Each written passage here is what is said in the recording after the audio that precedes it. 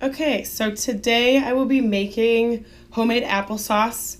I have two different types of apples. This first one is going to be a Granny Smith apple, and then the second one is going to be a Pink Lady. And today what I will be doing is actually testing out the different types of baking with the sugar and without for two different types of apples. So I have some light brown sugar, some ground cinnamon, and then a little bit of salt. All right, so the reason why I only got two was because I don't eat that much applesauce, and I thought that 5 would be a little bit too much. So I'm going to be doing one test on each apple. So I'm going to start with cooking it with the sugar and then cooking it without the sugar. So I'll have 4 different types of applesauce.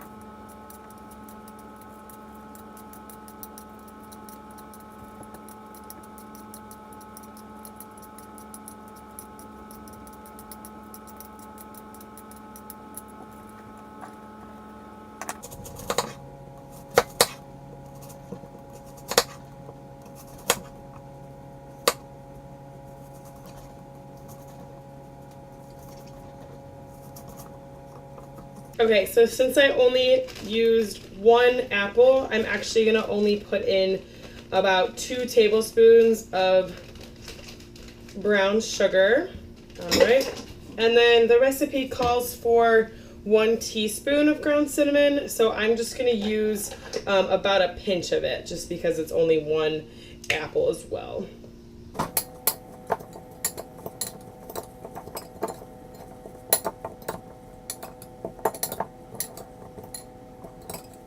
And then I'm going to add my salt, just a pinch.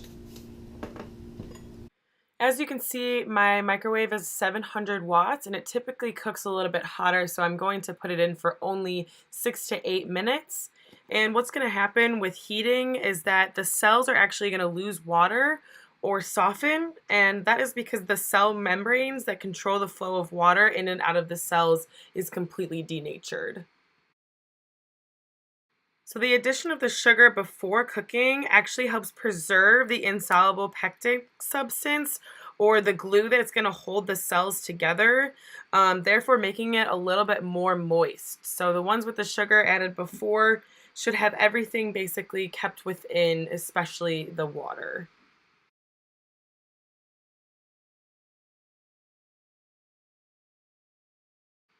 As you can see on top of the plastic wrap, there's actually some dew, or basically the water that was released from the cells.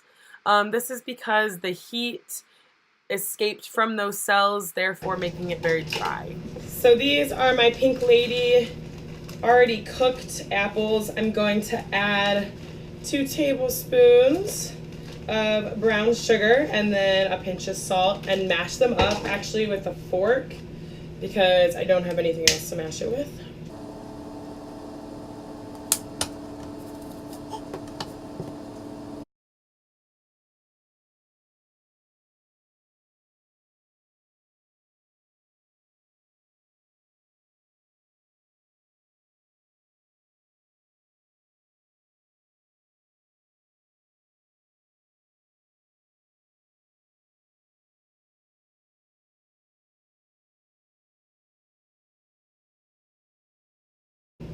So I'm trying the Pink Lady with the sugar added afterwards.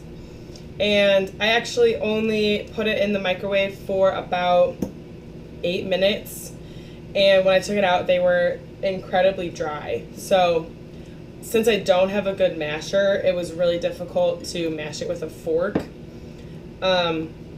So if you can see, it's just really, really gooey, and mixing the sugar into it was kind of difficult. The texture is really grainy, so like the apples definitely have no moisture in them, and I really don't like this.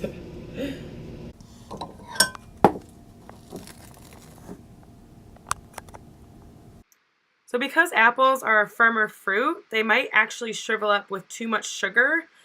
So starting it with some water or a lighter sugar bath will actually help tenderize during the mashing process. As you can see, the difference between these two is very different. So we started with the same sized apple, and you can actually tell that there is a significantly less amount with the apples that I actually cooked first and then added the sugar.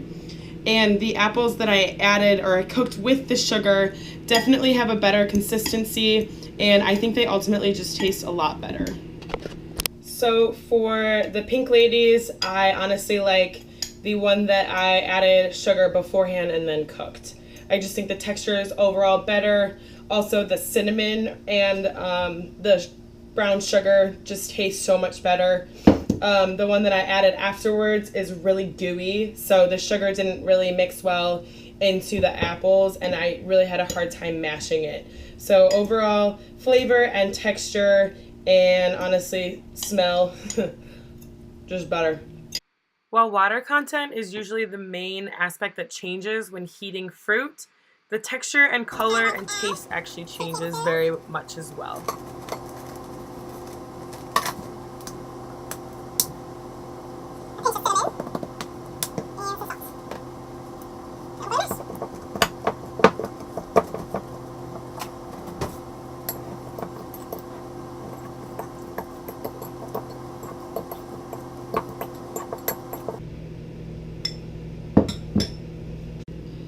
Here is my Granny Smith with sugar added after the baking.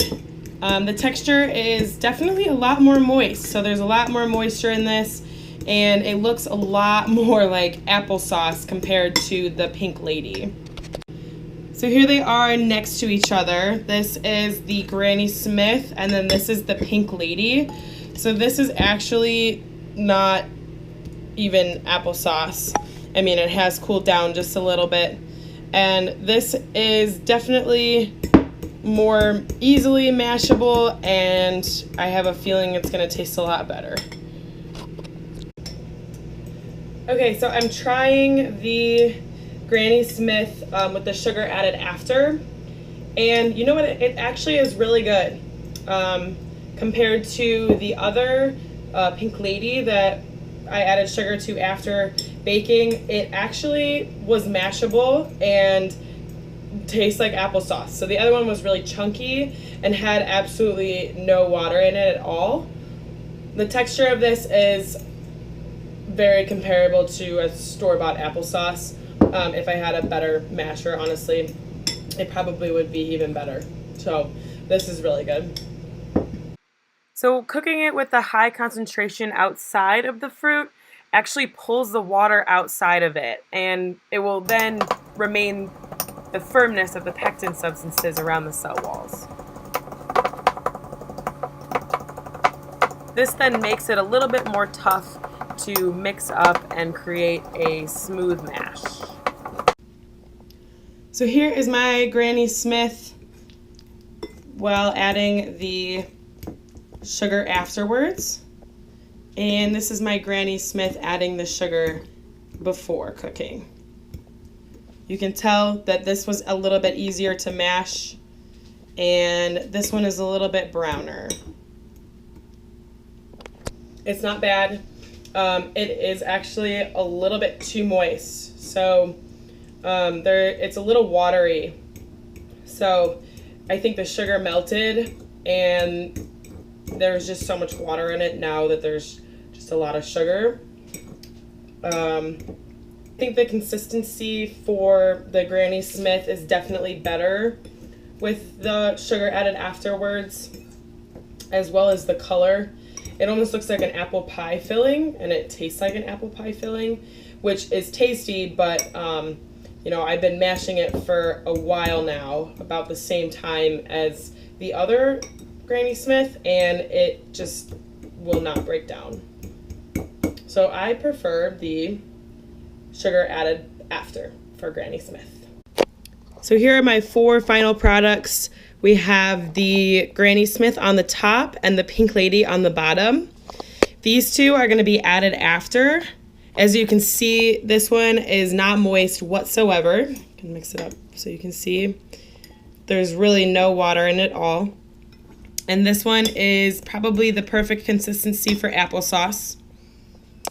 And if you go over to the sugar added before, this consistency is a little bit juicier, but they both don't mash very easily. So I think if I had a better masher, I'd be able to show these a little bit better. But my favorite would definitely be the Granny Smith with sugar added afterwards. And I think the worst one is the Pink Lady with sugar added afterwards.